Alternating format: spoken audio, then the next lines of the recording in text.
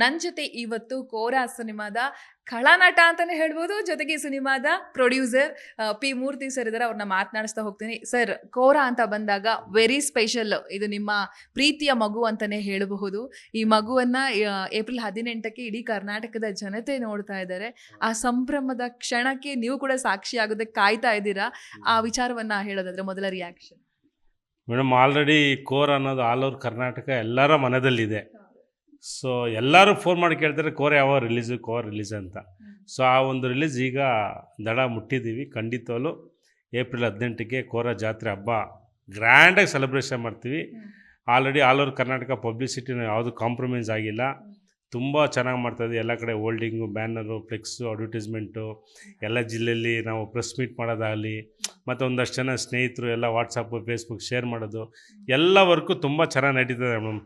ಅದಕ್ಕೆಲ್ಲ ಮುಖ್ಯ ಕಾರಣ ನಮ್ಮ ಕೊರಗಜ್ಜ ಸ್ವಾಮಿ ಆಶೀರ್ವಾದ.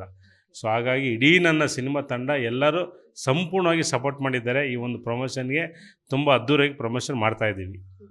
ಸರ್, ನಿಮ್ಮ ಈ ಪೋಸ್ಟರ್ ಎಲ್ಲ ನೋಡುವಾಗ ಇದೆಲ್ಲ ನೋಡುವಾಗ ನಂಗೆ ಅನಿಸ್ತಿದೆ, ಸ್ಟ್ಯಾಂಡಿ ಎಲ್ಲ ನಮ್ಮ ಇಂಡಸ್ಟ್ರಿಗೆ ಒಬ್ಬ ಅದ್ಭುತ ಖಳನಟ ಸಿಗ್ಬೋದು ಮುಂದಿನ ದಿನಗಳಲ್ಲಿ. ನಿಮಗೆ ಬಹುಬೇಡಿಕೆಯ ವಿಲನ್ ಆಗುವಂಥ ಸಾಧ್ಯತೆಗಳು ಕಂಡು ಬರ್ತಾ ಇದೆ, ಏನು ಹೇಳ್ತೀರಾ? ಮೇಡಮ್, ಇಲ್ಲಿ ಏನಾಗಿದೆ ಅಂತ ಹೇಳಿದ್ರೆ, ನಮ್ಮ ಕನ್ನಡ ಇಂಡಸ್ಟ್ರಿಯಲ್ಲಿ ತುಂಬ ಕಲಾವಿದರಿದ್ದಾರೆ. ಅಂದರೆ ಎಕ್ಸ್ಟ್ರಾಡಿನರಿ ಆ್ಯಕ್ಟರ್ಗಳಿದ್ದಾರೆ, ಬಟ್ ಅವ್ರಿಗೆ ಅವಕಾಶ ಸಿಕ್ಕಿರಲ್ಲ. ಈಗ ಏನಾಗುತ್ತೆ ಅಂದರೆ ಮೇಡಮ್, ಈಗ ಫಾರ್ ಎಕ್ಸಾಂಪಲ್ ನಾನು ರಂಗಣ್ಣ ತೊಗೊಳ್ತೀನಿ. ಅವರು ದುನಿಯಾ ಬರೋಕ್ಕಿಂತ ಮುಂದೆ 100 ಸಿನಿಮಾ ಮಾಡಿದರು. ಅವಾಗ ಅಷ್ಟು ಐಡೆಂಟಿಫೈ ಇಲ್ಲ ರಂಗಣ್ಣ ರಘು ಅವರು. ದುನಿಯಾ ಬಂದ ಮೇಲೆ ರಂಗಣ್ಣ ರಘು ಯಾರಂತ ಇಡೀ ಸ್ಟೇಟಿಗೆ ಗೊತ್ತಾಯಿತು. ಸೊ ಹಂಗೆ ನಾವು ಸುಮಾರು 15 ವರ್ಷ ಇಂಡಸ್ಟ್ರಿಯಲ್ಲಿ ಇದ್ದೀವಿ. ಹಿಂದೆ ಸ್ಲಮ್ ಅಂತ ಒಂದು ಸಿನಿಮಾ ಮಾಡಿದೆ, ನಾಯಕ ನಟನಾಗಿದ್ದೆ. ಅದಾದಮೇಲೆ ಒಂದಷ್ಟು ಸ್ನೇಹಿತರು ಸಿನಿಮಾ ಗೆಸ್ಟ್ ಅಪಿಯರೆನ್ಸ್ ಕ್ಯಾರೆಕ್ಟರ್ ಮಾಡಿದ್ದೆ. ಬಟ್ ಏನಂದರೆ ನಾವೇನೇ ಮಾಡಿದ್ರು ಒಂದು ಬ್ರೇಕ್ ಆಗಬೇಕು, ಆದರೆ ಮಾತ್ರ ನಾವು ಬೆಳಕು ಬರೋಕ್ಕೆ ಸಾಧ್ಯ. ಇಲ್ಲಾಂದರೆ 100ರಲ್ಲಿ ನಾವು ಮಾಡ್ಕೊಂಡು ಹೋಗ್ತಾ ಇರ್ತೀವಿ, ಜನರಿಗೆ ಕಾಣಿಸಲ್ಲ. ಸೊ ಅವ್ರು ಈ ಸಿನಿಮಾ ನನ್ನ ಪಾತ್ರ ಏನಿದೆಯೋ ನೆಕ್ಸ್ಟ್ ಲೆವೆಲಲ್ಲಿ ಮಾಡಿದ್ದೀನಿ. ಅಂದರೆ ಒಂದು ಏನಪ್ಪ ಅಂದರೆ, ಆ ಪಾತ್ರಕ್ಕೆ ಏನು ಬೇಕೋ ಜೀವ ಕೊಟ್ಟಿದ್ದೀನಿ. ಸೊ ಅದು ನಮ್ಮ ಡೈರೆಕ್ಟ್ರು ನನ್ನ ಹತ್ರ ಅಷ್ಟು ಚೆನ್ನಾಗಿ ಕೆಲಸ ತೊಗೊಂಡಿದ್ದಾರೆ. ತುಂಬ ಚೆನ್ನಾಗಿ ಮೂಡ್ ಬಂದಿದೆ. ನನಗೆ ಸುಮಾರು ಜನ ಕೇಳ್ತಾರೆ, ಅಣ್ಣ ನಿಮ್ಮ ಆ್ಯಕ್ಟಿಂಗು ಬೇರೆ ಲೆವೆಲ್ ಇದೆ ಟ್ರೈಲರ್ ಅಂತ ಹೇಳ್ತಾರೆ. ಸೊ ಸಿನಿಮಾ ಥಿಯೇಟ್ರೊಳಗೆ ಬಂದಮೇಲೆ ಜನ ಅದು ರಿಸಲ್ಟ್ ಕೊಡಬೇಕು. ಮೇಡಮ್, ನಮ್ಮನ್ನು ನಾವು ಹೊಗಳ್ಕೊಳ್ಳೋದು ದೊಡ್ಡ ವಿಚಾರ ಅಲ್ಲ. ನಮ್ಮನ್ನು ಹೊಗಳೋರು ಜನ. 100 ರೂಪಾಯಿ ಕೊಟ್ಟು ಥಿಯೇಟ್ರಿಗೆ ಬಂದಮೇಲೆ ಅವ್ರು ಏನು ಡಿಸೈಡ್ ಮಾಡ್ತಾರೋ ಅದೇ ಡಿಸೈಡು. ಬಟ್ ಮುಂದಿನ ದಿನ ಯಾವುದೇ ಅವಕಾಶ ಬಂದು ನಾನು ಪ್ರತಿಯೊಂದು ಸಿನಿಮಾನು ಮಾಡ್ತೀನಿ. ನೆಕ್ಸ್ಟ್ ನಾನು ಭೀಮಾತಿರ್ ಅಂತ ಒಂದು ಹೀರೋಗೆ ಅನೌನ್ಸ್ ಮಾಡಿದ್ದೀನಿ. ಆದರೂ ಕೂಡ ಎನಿ ಕ್ಯಾರೆಕ್ಟ್ರು, ವಿಲನ್ ಆಗಿರ್ಬೋದು, ಇನ್ನೊಂದಾಗಿರ್ಬೋದು, ಸಣ್ಣ ಸಿನಿಮಾ ದೊಡ್ಡ ಸಿನಿಮಾ, ಯಾವುದೇ ಕಸ ಗುಡ್ಸೋ ಕ್ಯಾರೆಕ್ಟ್ರ್ ಮಾಡಿದ್ರು ಮಾಡ್ತೀನಿ. ಯಾಕಂದ್ರೆ ನಾನೊಬ್ಬ ಕಲಾವಿದ. ಸೊ ಹಂಗಾಗ್ಬಿಟ್ಟು ನಮ್ಗೆ ಇಂಥ ಕ್ಯಾರೆಕ್ಟರ್ ಬೇಕಂತೇನಿಲ್ಲ, ಏನು ಕೊಟ್ಟರು ನಾನು ಮಾಡ್ತೀನಿ. ಒಟ್ಟಲ್ಲಿ ಕನ್ನಡ ಇಂಡಸ್ಟ್ರಿಯಲ್ಲಿ ನಾನು ಬೆಳಿಬೇಕು.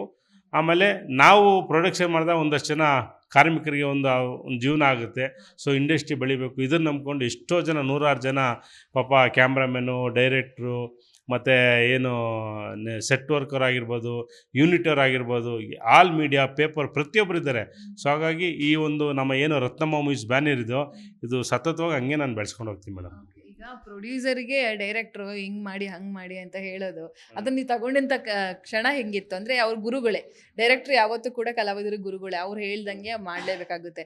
ಅವ್ರು ನಿಮಗೆ ಈ ಥರ ಪಾತ್ರ, ಈ ಥರ ಮಾಡಿ, ಈ ಥರ ಮಾಡಿ, ಈ ಥರ ಫೈಟ್ ಮಾಡಿ ಅಂತ ಹೇಳುವಾಗ ಯಾವ ಥರ ತಗೊಳ್ತಾ ಇದ್ರಿ ನೀವು ಅಂತ?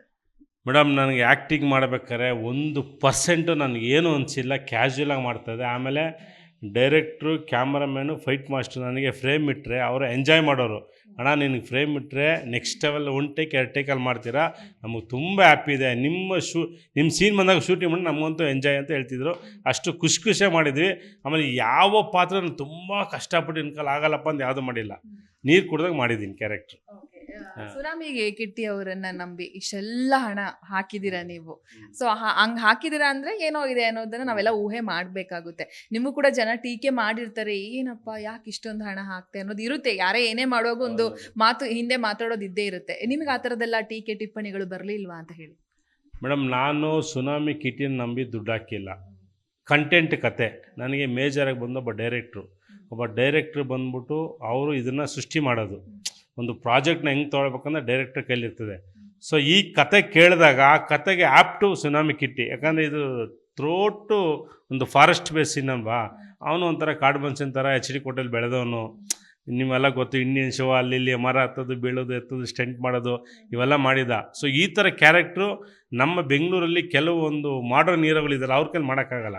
ಸೊ ಇಲ್ಲಿ ಮೇಡಮ್ ಸುನಾಮಿ ಕಿಟ್ಟಿ ಹೀರೋ ಅಲ್ಲ, ಚರಿಷ್ಮಾ ಹೀರೋಯಿನ್ ಅಲ್ಲ, ನಾನು ಪ್ರೊಡ್ಯೂಸರ್ ಅಲ್ಲ, ಡೈರೆಕ್ಟರ್ ಅಲ್ಲ, ನಾವೆಲ್ಲ ಒಂದು ಕತೆ ಇಟ್ಕೊಂಡು ಕಂಟೆಂಟ್ಗೆ ದುಡ್ದಿದ್ದೀವಿ ಅಷ್ಟೇ. ಸೊ ಟೋಟಲಾಗಿ ಔಟ್ಪುಟ್ಟು ಏಪ್ರಿಲ್ 18 ಬೆಳಗ್ಗೆ 10:00 ಸ್ಟಾರ್ಟ್ ಆದರೆ 1:30 ಜನ ರಿಸಲ್ಟ್ ಕೊಡ್ತಾರಲ್ಲ, ಅದಷ್ಟೇ ನಮ್ಮನ್ನು. ನಾವು ಚೆನ್ನಾಗಿ ಮಾಡಿದರೆ ಹೊಗಳ್ತಾರೆ, ಚೆನ್ನಾಗಿ ಮಾಡಿಲ್ಲ ಚೆನ್ನಾಗಿಲ್ಲ ಅಂತಾರೆ. ಅದಷ್ಟೇ ಜನಗಳ ಮೇಲೆ ಬರ ಹಾಕಿದ್ದೀನಿ. ಜಿ ಕನ್ನಡ ನ್ಯೂಸ್ ಈಗ ನಿಮ್ಮ ಮನೆಯಲ್ಲೇ ನೋಡಿ, ಎಲ್ಲ ಕೇಬಲ್ಗಳಲ್ಲಿ ಈಗ ಲಭ್ಯ.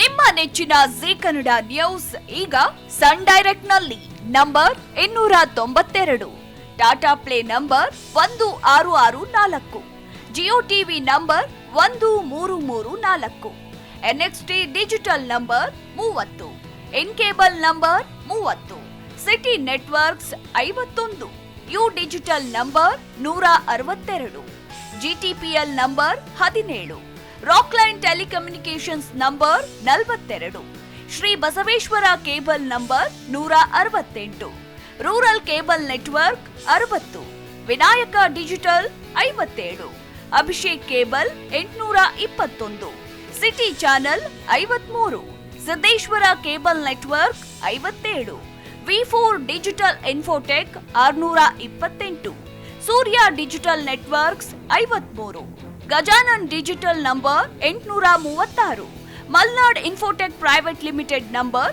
56, Metrocast number 830, Victory digital number 167ರಲ್ಲಿ ನೋಡಿ ಆನಂದಿಸಿ.